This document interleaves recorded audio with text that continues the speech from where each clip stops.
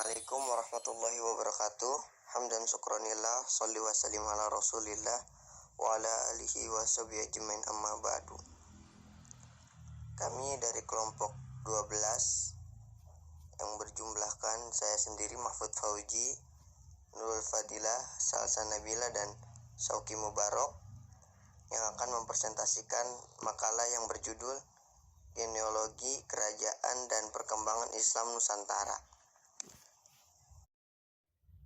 Adapun yang akan kita bahas yaitu genealogi kerajaan dan perkembangan Islam Nusantara, teori masuknya Islam Nusantara, kerajaan Islam di Nusantara, dan sejarah perkembangan Islam Nusantara.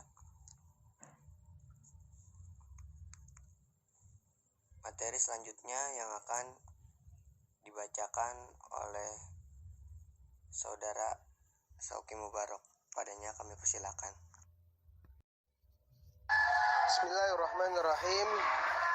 Yang pertama, genealogi kerajaan dan perkembangan Islam Nusantara.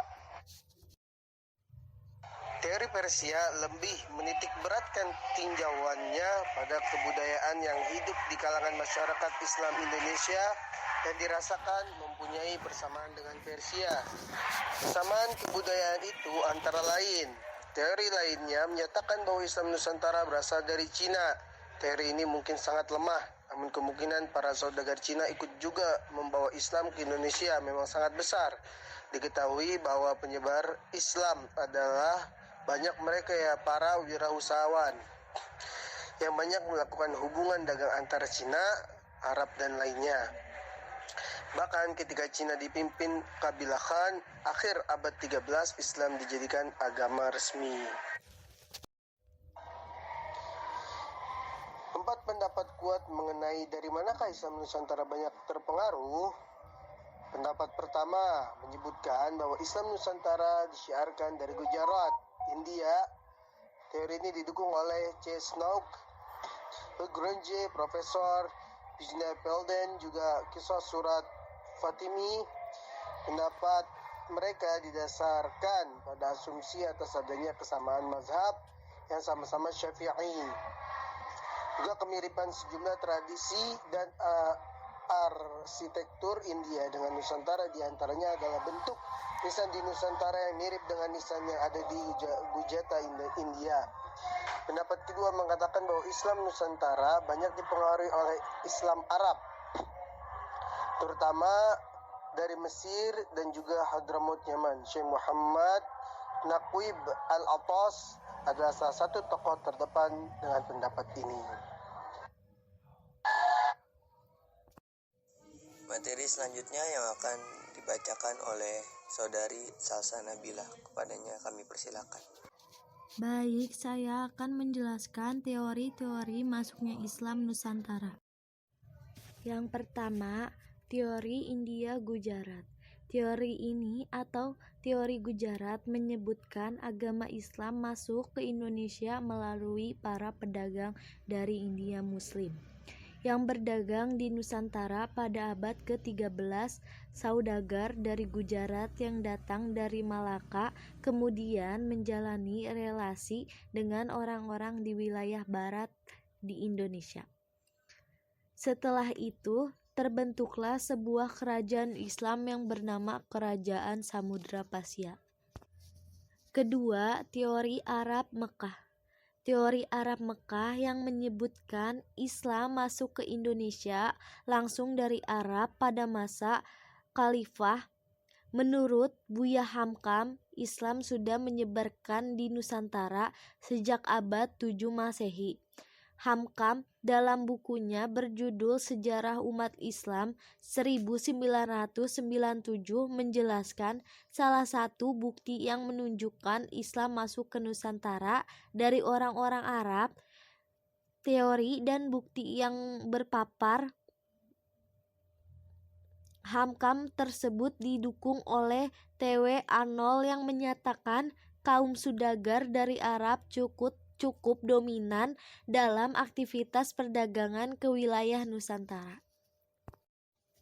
3. Teori Persia Iran. teori yang menyatakan asal mula Islam masuk ke Indonesia dari negara Persia yang sekarang bernama negara Iran, didukung oleh Hussein Dejadiningrat dan Umar Amir Hussein Abdurrahman Minsno. Dalam Reception Tagroslation Modification Artologi Hukum Indonesia di Indonesia tahun 2016 menuliskan Dejadiningrat berpendapat tradisi dan kebudayaan Islam di Indonesia memiliki persamaan dengan Persia. Materi selanjutnya yang akan dibacakan oleh Saudari Nurul Fadilah. Kepadanya kami persilahkan. Saya Nurul Fadilah akan memaparkan materi yang ketiga, yaitu Kerajaan Islam di Nusantara. Yang pertama ada Kerajaan Samudra Pasai.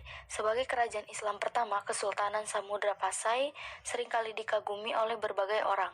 Salah satunya adalah penjelajah dunia asal Italia, Marco Polo, yang dapat kamu baca pada buku Menyusuri Kota Jejak Kejayaan Islam.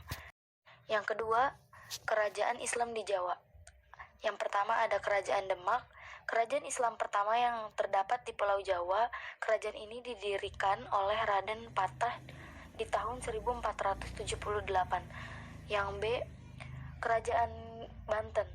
Tanda penyebaran Islam di wilayah ini bermula ketika Fathahillah merebut Banten dan mulai melakukan penyebaran Islam. Yang C, Kesultanan Cirebon. Kesultanan Cirebon masuk sebagai Kesultanan Islam ternama di wilayah Jawa Barat sekitar abad ke-15 dan 16 Masehi. Wilayah Cirebon juga masuk dalam area strategis jalur perdagangan antar pulau. Yang ketiga, Kerajaan Islam di Maluku. Yang A, Kerajaan Jailolo. Menurut sejarah, Kerajaan Jailolo berdiri sejak tahun 1321 dan mulai masuk Islam setelah kedatangan Mubalik dari Malaka. Yang B, Kerajaan Ternate. Kerajaan Ternate telah berdiri sekitar abad ke-13 Masehi. Penyebaran Islam di Kerajaan Ternate dipengaruhi oleh ulama-ulama dari Jawa, Arab, dan Melayu. Yang C, Kerajaan Tidore. Kerajaan Tidore ini memeluk Islam sekitar abad ke-15 Masehi. Ciralijitu merupakan Sultan Tidore yang pertama kali memeluk agama Islam dan memiliki gelar Sultan Jamaluddin. Yang D, Kerajaan Bacan. Penyebaran agama Islam di Kerajaan Bacan ini sendiri bermula ketika seorang mubalik dari Kerajaan Islam Maluku lainnya datang dan mulai menyebarkan Islam. Selanjutnya itu sejarah perkembangan Islam di Nusantara. Proses Islamisasi di Nusantara, atau tepatnya di wilayah yang sekarang dikenal sebagai Indonesia, telah berlangsung selama berabad-abad dan terus berlanjut sehingga saat ini. Islam menjadi sebuah kekuatan yang berpengaruh melalui serangkaian gelombang dalam berjalannya sejarah. Gelombang-gelombang ini yaitu perdagangan internasional, pendirian berbagai kesultanan Islam yang mempengaruhi, dan gerakan-gerakan sosial.